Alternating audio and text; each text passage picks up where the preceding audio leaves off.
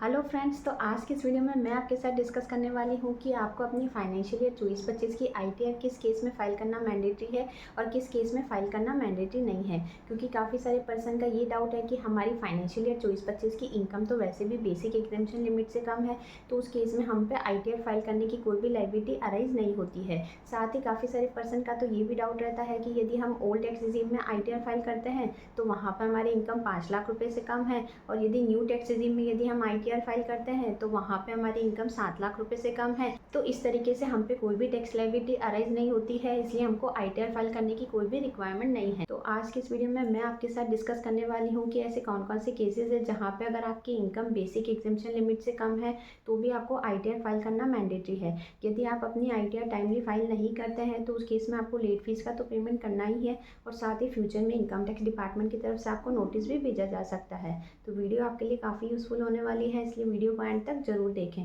Cases where ITR filing mandatory for financial year 24-25 assessment year 25-26। तो अब आपके द्वारा जो फाइनेंशियल ईयर 24-25 की आईटीआर फाइल की जाएगी असेसमेंट ईयर 25-26 में, जिसकी ड्यू डेट है 31 जुलाई 2025। तो अब आपकी फाइनेंशियल ईयर 24-25 की कितनी इनकम होने पे आपको आईटीआर फाइल करना है और कितनी इनकम होने पे आपको आईटीआर फाइल करना मैंडेटरी नहीं है। तो उसमें फर्स्ट है basic exemption limit for filing ITR for financial year 24-25। तो अब यदि मान लो आपके द्वारा अपनी फाइनेंशियल ईयर 24-25 की आईटीआर यदि ओल्ड टैक्स रेजिम में फाइल की जाती है तो उस केस में यदि नॉर्मल टैक्स पेयर जिनकी एज 60 साल से कम है और यदि उसकी gross total income before any exemption and deduction यदि 2.5 लाख रुपए से कम है तो उस केस में आईटीआर फाइल करना मैंडेटरी नहीं है। साथ ही यदि कोई सीनियर सिटीजन है जिनकी एज 60 साल से ज़्यादा है लेकिन 80 साल से कम है तो उस केस में सीनियर सिटीजन की इनकम यदि 3 लाख रुपए से कम है और जो सुपर सीनियर सिटीजन है जिनकी एज 80 साल से ज़्यादा है तो उस केस में यदि उनके द्वारा ओल्ड टैक्स रिजीम में आईटीआर फाइल की जाती है और यदि उनकी gross total income before any exemption and deduction यदि 5 लाख रुपए तक है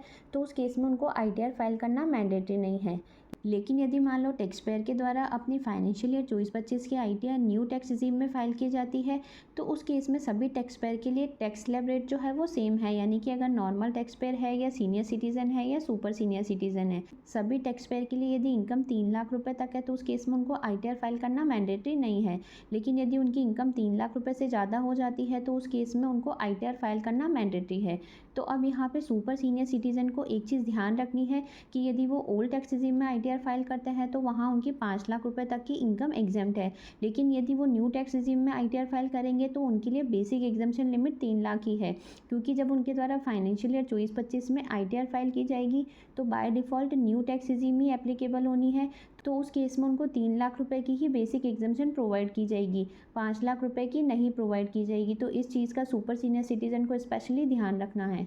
सेकेंड है आईटीआर फाइलिंग मैंडेटरी। तो अब यदि मान लो कोई टैक्स पेयर है जिसकी फाइनेंशियल ईयर 24-25 की इनकम यदि बेसिक एग्जेम्पशन लिमिट से कम है तो भी उसको आईटीआर फाइल करना मैंडेटरी है। फर्स्ट है business turnover exceed ₹60 lakh for financial year 24-25। तो अब यदि मान लो कोई बिजनेसमैन है जिसका फाइनेंशियल ईयर 24-25 का जो टर्नओवर है यदि वो 60 लाख रुपए से ज़्यादा हो जाता है तो उस केस में उसको आईटीआर फाइल करना मैंडेटरी हो जाता है। अब यहाँ पे बिजनेसमैन को यदि मान लो बिजनेस से लॉस हो रहा है तो भी उस केस में उसको आईटीआर फाइल करना ज़रूरी है, क्योंकि यहाँ पे आईटीआर फाइल करने का बिजनेसमैन को एक बेनिफिट ये मिलता है कि वो क्या कर सकता है, अपने बिजनेस के जो लॉस है उसको 8 साल तक कैरी फॉरवर्ड कर सकता है और नेक्स्ट ईयर में अपनी बिजनेस इनकम से सेट ऑफ कर सकता है। नेक्स्ट है professional receipt exceed ₹10 lakh for financial year 24-25। तो अब यदि मान लो कोई टैक्स पेयर है जिसके द्वारा अगर कोई प्रोफेशनल सर्विस है जो कि प्रोवाइड की जाती है तो प्रोफेशनल सर्विस की अमाउंट यदि फाइनेंशियल ईयर 24-25 में 10 लाख रुपए से ज़्यादा हो जाती है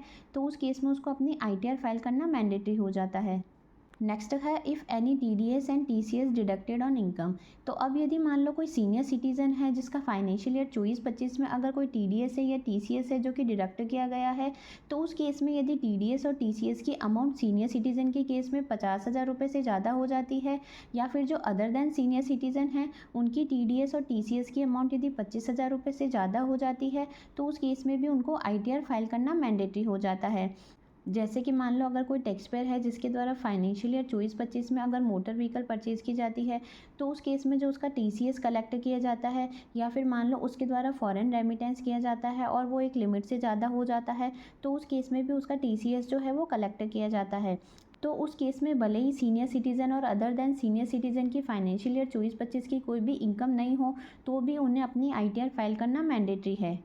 नेक्स्ट है deposit in saving bank account more than ₹50 lakh. तो अब यदि मान लो टैक्स पेयर के द्वारा फाइनेंशियल ईयर 24-25 में 50 लाख रुपए से ज़्यादा का अगर सेविंग बैंक अकाउंट में डिपॉजिट किया जाता है, तो उस केस में भी उनको ITR फाइल करना मैंडेटरी है। अब यहाँ पे डिपॉजिट का मतलब ये नहीं है कि कैश डिपॉजिट, यानी कि अगर किसी टैक्स पेयर के द्वारा चाहे कैश में डिपॉजिट किया जाता है या फिर नेट बैंकिंग के थ्रू किया जाता है या चेक के थ्रू किया जाता है, सभी डिपॉजिट को 50 लाख रुपए की लिमिट में कंसीडर किया जाएगा। फॉर एग्जांपल मान लो अगर किसी टैक्स पेयर है जिसके 4 सेविंग बैंक अकाउंट हैं, तो उसके द्वारा चारों सेविंग बैंक अकाउंट में फाइनेंशियल ईयर में 15-15 लाख रुपए डिपॉजिट किए जाते हैं। तो यहाँ पे एक फाइनेंशियल ईयर में सेविंग बैंक अकाउंट में जो मनी डिपॉजिट की जाती है उसकी अमाउंट 60 लाख रुपये हो जाती है। तो ये 50 लाख रुपये से ज़्यादा है, तो इस केस में टैक्स पेयर को ITR फाइल करना मैंडेटरी है। नेक्स्ट है deposit in current account more than ₹1 crore. तो अब यदि मान लो किसी टैक्स पेयर के द्वारा फाइनेंशियल ईयर 24-25 में यदि अपने करंट अकाउंट में 1 करोड़ रुपए से ज़्यादा की अमाउंट डिपॉजिट की जाती है,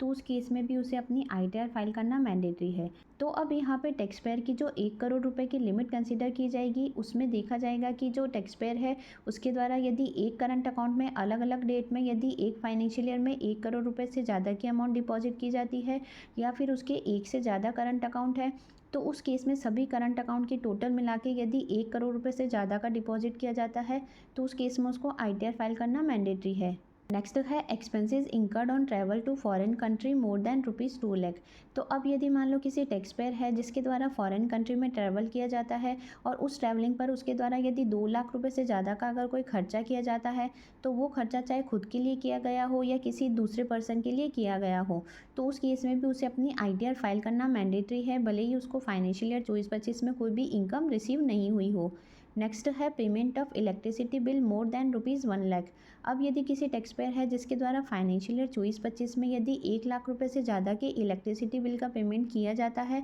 तो उस केस में भी उसे अपनी ITR फाइल करना मैंडेटरी है, भले ही उसे उस फाइनेंशियल ईयर में कोई भी इनकम रिसीव नहीं हुई हो। नेक्स्ट है a person with foreign income और फॉरेन असेट्स। तो अब यदि मान लो कोई टैक्स पेयर है जिसको फॉरेन के बाहर से कोई इनकम है जो कि रिसीव होती है, या फिर मान लो उसका इंडिया के बाहर किसी फॉरेन असेट्स में कोई इंटरेस्ट है जहाँ से उसे कोई इनकम रिसीव होती है, तो उस केस में यदि उसकी फाइनेंशियल ईयर 24-25 में कोई इनकम नहीं है, फिर भी उसे अपनी ITR फाइल करना मैंडेटरी है। एंड लास्ट है ए कंपनी और ए फर्म। अब यदि मान लो कोई भी कंपनी है या फर्म है, यदि उसको फाइनेंशियल ईयर 24-25 में अगर कोई भी प्रॉफिट नहीं हो रहा है, तो भी उसे अपनी ITR फाइल करना मैंडेटरी है। साथ ही यहाँ पे कंपनी और फर्म को एक बेनिफिट ये मिल जाता है कि यदि वो ड्यू डेट पे ITR फाइल करते हैं, तो उस केस में वो अपने लॉस को भी कैरी फॉरवर्ड कर सकते हैं। तो इस तरीके से ये सारे केसेस है जहाँ पे टैक्स पेयर की इनकम यदि फाइनेंशियल ईयर 24-25 में बेसिक एग्जम्पशन लिमिट से कम है, तो भी उन्हें अपनी ITR फाइल करना मैंडेटरी है। इसलिए फाइनेंशियल ईयर 24-25 की ITR फाइल करने से पहले आप अपने सभी डॉक्यूमेंट्स जो है उनको प्रिपेयर करके रखें, ताकि आप अपनी ITR जो है उसको टाइमली फाइल कर सकें। और साथ ही आप इस वीडियो को और भी पर्सन को शेयर कर सकते हैं, ताकि वो टाइमली डिसीजन ले सके कि उन्हें अपनी फाइनेंशियल ईयर 24-25 की ITR फाइल करनी है या नहीं करनी है। क्योंकि यदि वो अपनी ITR टाइमली फाइल कर देते हैं, तो उस केस में ना तो उनको लेट फीस का पेमेंट करना पड़ेगा और ना ही फ्यूचर में इनकम टैक्स डिपार्टमेंट की तरफ से उन्हें किसी तरह का नोटिस जो है वो भेजा जाएगा। तो आई होप आज की जो ये वीडियो है वो आपके लिए काफ़ी यूज़फुल रही होगी। वीडियो से अगर किसी तरह की हेल्प मिली हो तो चैनल को लाइक शेयर एंड सब्सक्राइब करना ना भूलें। Thanks for watching.